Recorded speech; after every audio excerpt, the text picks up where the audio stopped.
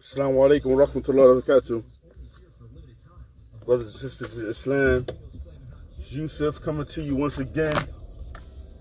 I want to touch on a topic that probably many people in the Muslim world is in denial about, or they are completely,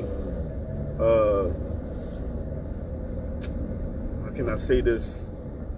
They are completely rejecting what Allah subhanahu wa ta'ala has decreed. You know, they completely turning their backs on what Allah subhanahu wa ta'ala has said, you know, in lieu of what the Prophet sallallahu alaihi wasallam has explained to us. So what we're going to break down, you know, at this time is we're going to break down Mutah marriage. Mutah marriage. As we know, there are two types of marriage in Islam. There was the Mutah marriage, there is the Mutah marriage, and there is the Nikah. So you have Mutah Nikah, and you have the regular Nikah. So you have a temporary marriage, which is the Mutah, and you have the permanent marriage, which is the Nikah. So both are legal in this deen of al-Islam. They both are legal in this deen of al-Islam. You know, I'm not concerned about this sheikh or that sheikh. I'm not concerned about this person's opinion or that person's opinion. We're going to take it back to Allah subhanahu wa ta'ala, because Allah is a judge in all of our affairs. Allah subhanahu wa ta'ala has sent down the book, which is a guidance for mankind. It needs no correction. It is a book in which there is no doubt from the Lord of the worlds. And what we're going to demonstrate that our Nabi sallallahu alaihi wasallam, we're going to demonstrate that he never went against Allah subhanahu wa ta'ala. He doesn't have the authority to go against Allah subhanahu wa ta'ala, nor does any other person, whether it was a Khalifa or an Imam or whoever.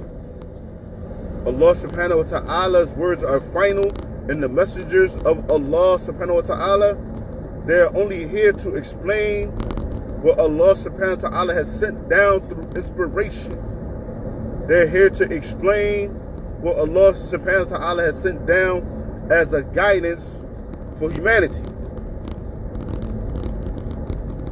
Whether you be black, white, Puerto Rican, Spanish, or Asian, it doesn't matter. This is the guidance from your Lord who created you. This is what we're talking about, man. We're not talking about nothing else. This is what we're talking about. So, you know, you brothers and sisters, you get on board, inshallah, and you're going to get some lessons, man. And everybody not going to like it. When you start to bring the hawk out, people don't like it, man. They don't want to hear it. It feels funny when it hit their chest, man. Because they have been poisoned by the different systems that wish to keep us separated as Muslims. That wish to keep us separated as human beings. That wish to keep us distracted from the path of Allah. There's nothing that you're going to look at in this world. Nothing. Swear by Allah. There's nothing that you're going to look at in this world except as a distraction to you from the path of Allah subhanahu wa ta'ala. There's nothing that you're going to look at in this world except it goes against the very fabric of what Allah subhanahu wa ta'ala has laid down. You understand me? Nothing in this dunya, man. Nothing in this dunya. Allah subhanahu wa ta'ala has warned us about everything in this dunya and everything that we should be cautious of. You know? Everything that we should be cautious of. So, you know, we're going to get right into it. And I'm going to explain to you some of the points that we're going to go over in part one of this situation here. So we're going to explain What is marriage in the Quran? Like, why did Allah subhanahu wa ta'ala legislate marriage in the book of Allah? Why was it legislated? 2, what is the difference between a Mutah marriage and a nikah?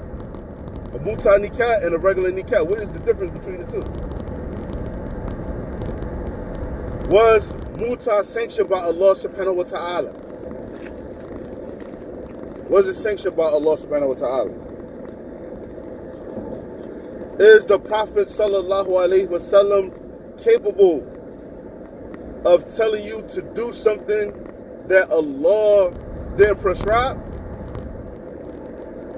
Or is he capable of making halal what Allah subhanahu wa ta'ala made haram?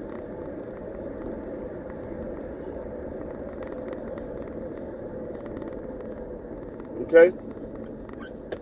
Is Mutah nikah zina?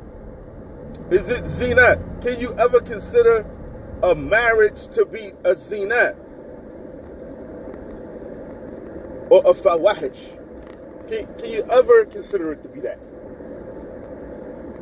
Is Mutah for everyone?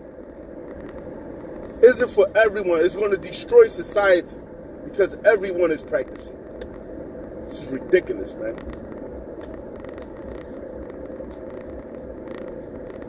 Did Mutah happen before the battle or after the battle of Khaybar?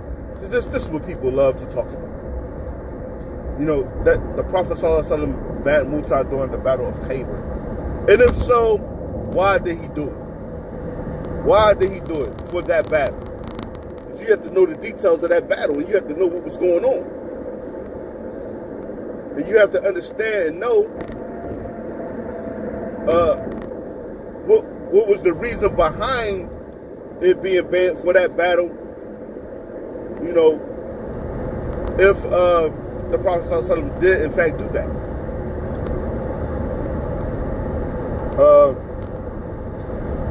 Why did Umar ibn al-Khattab ban Mutah of women and Mutah of Hajj? And did he have the authority to do so? Did he have the authority to do so? And lastly, is Mutah necessary in this time that we live in? Is it necessary in this time that we live in today? You know, is Mutah marriage a temporary marriage?